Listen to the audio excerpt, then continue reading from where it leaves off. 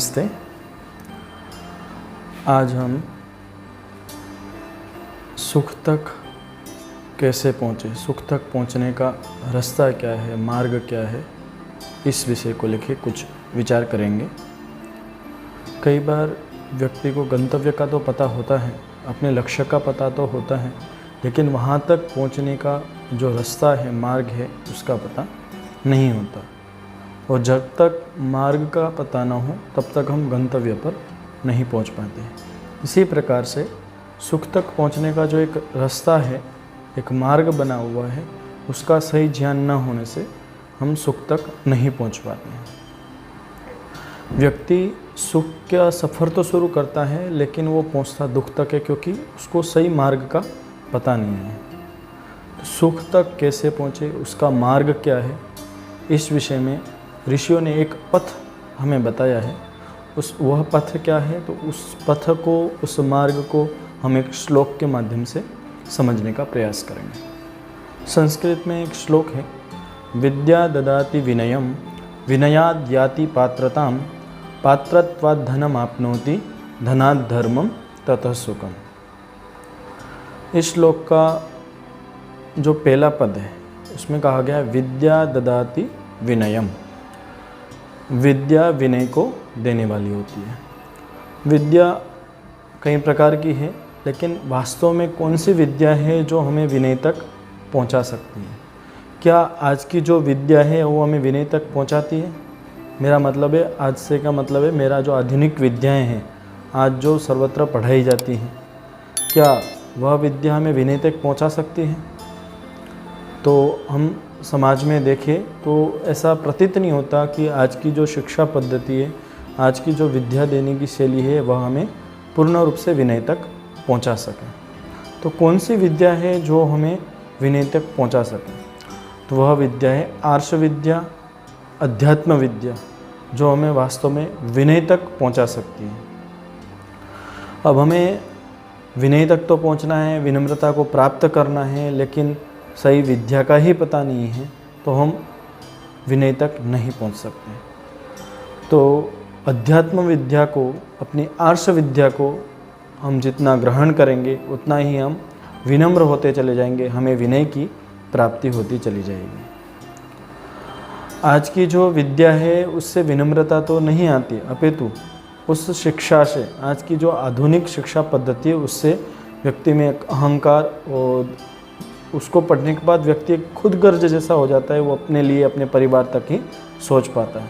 लेकिन जो हमारी ऋषियों की विद्या है, हमारी जो आर्ष विद्या पद्धति है, शिक्षा है, वह हमें स्वयं के विषय में तो वो सोचता ही है, लेकिन उससे बढ़कर वो समाज तक बहुत ही विस्तार से सोचता है।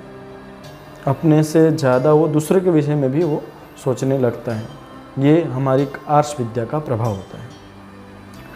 तो जो यहाँ विद्या ददाति विनयम, इस श्लोक में जो विद्या है, इससे हमें अध्यात्म विद्या, या आप यूँ कह सकते हैं जो हमारी आर्ष विद्या पद्धति है, उसका ग्रहण करना चाहिए। उस विद्या को ग्रहण करने से हमें क्या होता है, विनम्रता की प्राप्ति होती है। कई बार व्यक्ति ये आर्ष विद्या भी प्राप्त कर लेता है, लेकिन वो फिर भी उसके जीवन में विनम्रता देखने को नहीं मिलती है। उसका कारण है, उस विद्या को तो उसने पढ़ा है, लेकिन उसको आत्मसात नहीं किया है, उस विद्या को वो जीवन में नहीं ला पाया है। उसके कारण वो विनम्रता उसके जीवन में देखने को नहीं मिलती। विद्या ग्रहण करने के बाद उसको आत्मसात करना भी ज़रूरी है। आप उस विद्या को जितना व्यवहार में लाएंगे, जितना ज़्यादा आत्मसात करेंगे, उतना ही आपके जीवन में विनम्रता आती जाएगी। अच्छा, विनम्रता आने के बाद क्या होता है, तो अगला स्टेप क्या है, विनयाद याति पात्रता। विनम्रता का मतलब विनय है, और विनय का मतलब विनम्रता है। तो विनय से क्या, किसकी प्राप्ति होती है? विनय से हमें पात्रता की प्राप्ति होती है। अब पात्रता मतलब योग्यता, कि हम जब विनय से युक्त हो जाते हैं, विनम्र हो जाते हैं, तो हमें एक पात्रता आ जाती है, एक योग्यता आ जाती है, किसी कार्य को करने में योग्यता आ जाती है। जब तक व्यक्ति विनम्र नहीं होता है, तब तक एक अच्छा कार्य उसको नहीं मिल पाता, कार्य क्षेत्र नहीं मिल पाता। जब व्यक्ति के जीवन में विनम्रता आ जाती है, तो एक अच्छी योग्यता होने के कारण एक अच्छा कार्यक्षेत्र उसको प्राप्त हो जाता है। तो जितना हम विनम्र बनेंगे उतनी ही हमें एक पात्रता आएगी, एक योग्यता आएगी, हमें एक अच्छा श्रेष्ठ कार्य क्षेत्र मिलेगा। तो विनम्रता भी जीवन में बहुत ज़रूरी है, जिसके कारण हम पात्रता तक पहुंच सकें। अगला स्टेप कहा गया है पात्रत्वात् धनम आपनोति। जब आप पात्रता को प्राप्त कर लेते हैं, एक योग्य व्यक्ति बन जाते हैं, तो आपको धन की भी प्राप्ति होती है। अब जिस भी कार्य क्षेत्र में जाएंगे, जितने आप लायक होंगे, विनम्र होंगे, योग्य होंगे, उतनी ही आपको अच्छी धन की प्राप्ति होगी।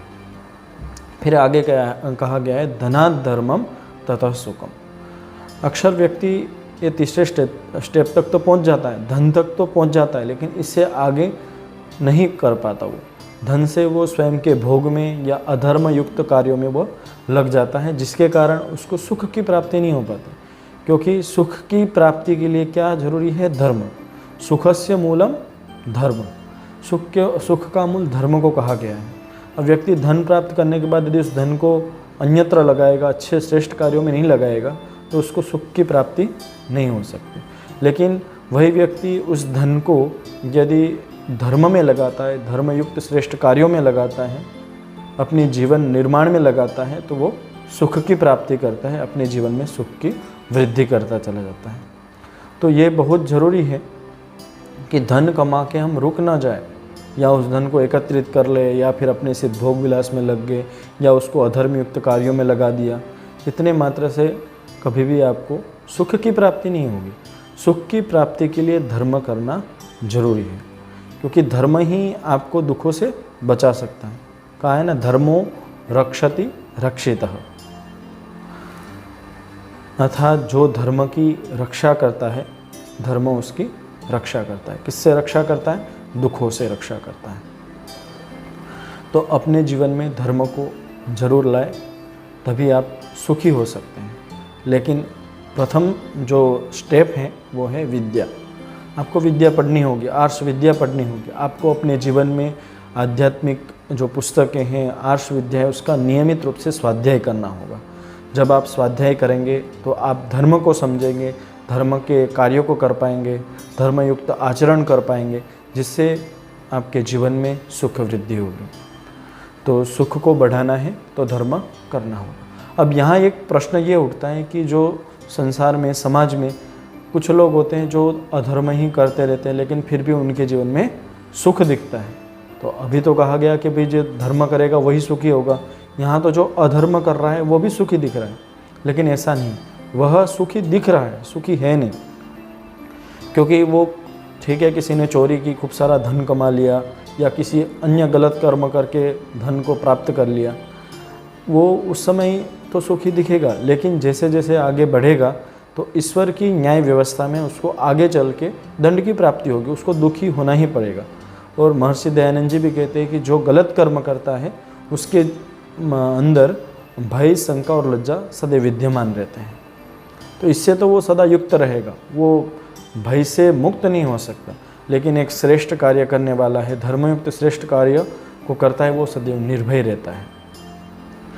तो हमें ये भी ध्यान रखना चाहिए कि समाज में किसी को देख लिया कि अधर्मयुक्त कार्य कर रहा है तो बड़ा सुखी है, तो वो इतना आप उसको गहरे तक सोचिए, अंदर तक सोचिए कि क्या वास्तव में पूर्णतः सुखी है।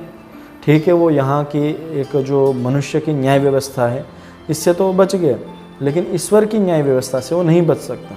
वहाँ उसको पर्याप्त दंड मिलना है, दुख मिलना ही है, अंततोगत्वा उसको दुख मिलना ही है।